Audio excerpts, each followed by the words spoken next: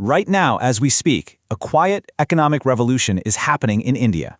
And honestly, it's shocking the world. We're talking about a massive shift, and it's not being driven by factories or machines, but by pure brain power. So let's dig into how this unseen engine is completely reshaping a nation. Okay, get ready for this number. As of 2024, a mind-blowing 47% of India's total exports comes from its service industry. That's almost half of everything the country sells to the rest of the world. And to give you some perspective, just a decade ago, that number was barely touching 30%. This isn't just gradual growth, you guys. It's an absolute explosion. So you might be wondering, is that number really that high? Well, let's put it in context. In the US, services make up about 36% of exports. In Japan, it's not even 25%. India is playing in a totally different league, which brings us to the billion-dollar question: how on earth did this happen? Well, the first part of the answer, the real secret sauce, lies in this incredible, almost unbelievable source of human capital. We're talking about a talent pipeline that is the literal foundation of this whole economic engine.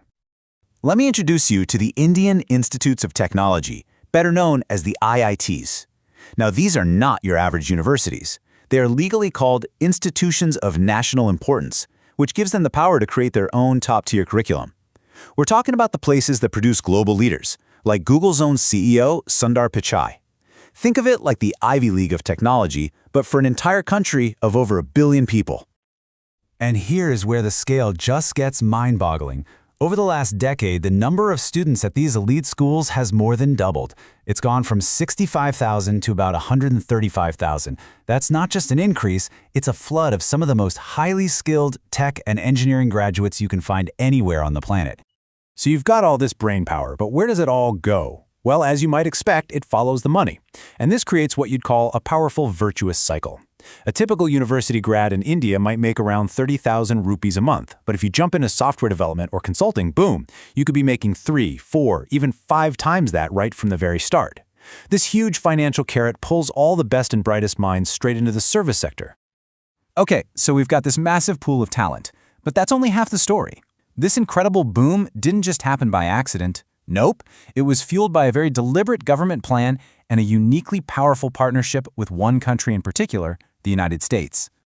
If you want to see this plan in action, just look at the city of Bengaluru. Back in the 90s, the Indian government didn't just sit back and hope for the best. They created these things called Software Technology Parks of India. Basically, they built the perfect ecosystem, great infrastructure, tax breaks, all the support a tech company could want. And that blueprint is what turned Bengaluru into India's Silicon Valley. And did that strategy work? Oh yeah, it worked big time. Today, check this out. More than a third of all the foreign money pouring into India goes straight into the service, software, and hardware industries. Global investors know exactly where the action is. But why the United States? What makes America the #1 partner here? Well, it really boils down to 3 huge advantages. First up, language. English is common among India's educated workforce, so communication is easy. Second, and this is a big one, the time zones are perfect. Indian teams can work while America sleeps, which creates a seamless 24/7 operation. And the final piece, that talent pipeline we talked about, over 70% of all the special H-1B skilled worker visas in the US go to Indians. But okay, this is where the story takes a sharp turn. Because while this high-tech services engine is breaking speed records, there's another really critical part of India's economy, and it's basically stalled out on the side of the road. You don't have to look hard to see it. The numbers tell the whole story. The service sector is adding a massive 5.5 percentage points to economic growth, and manufacturing, a measly 1.6. That's not just a gap, that is a chasm. It's like one part of the economy is a rocket ship, and the other is still trying to invent the wheel. So what's the deal? Why is manufacturing struggling so much? Well, a huge, huge part of the problem comes down to skills. Or, I should say, a lack of them. Get this, a staggering 93% of the entire manufacturing workforce is considered low-skilled or has no formal training at all. You just can't build a modern, innovative manufacturing sector on that kind of foundation. And there's another big roadblock, protectionism. India has the 4th highest import taxes in the entire world. So these tariffs are meant to protect local companies, right? But what they also do is drive up the cost of raw materials and machinery that those same companies need to buy. It ends up making Indian goods more expensive and less competitive on the world stage. All of this leads us to the real climax of the story, and the single greatest threat to India's incredible growth.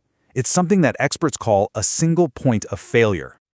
Remember how we said the U.S. was a key partner? Well, partner might not be a strong enough word. It's more like the only customer that really matters. Just look at this. Over half, nearly 55% of all of India's service exports go to just one country, the USA. The next biggest is the UK, way, way behind at 14%. This isn't a partnership, it's a dependency. So you have to ask the really scary question, right? What happens if that relationship sours? What if American politics shift or a new policy gets passed overnight?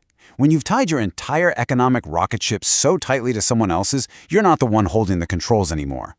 And don't think for a second this is just some hypothetical what-if scenario. Imagine a policy change like this one. The fee for that super important H-1B visa, the one that gets all that Indian talent into the US, suddenly jumps from $1,000 to $100,000. A single decision from a foreign government could choke off the talent pipeline and threaten that whole virtuous cycle we talked about. And that leaves us with the final critical question. With a manufacturing sector that's lagging and this intense dependence on a single partner, is India's biggest strength its incredible brain power, also its greatest vulnerability? Can India truly remain the world's brain?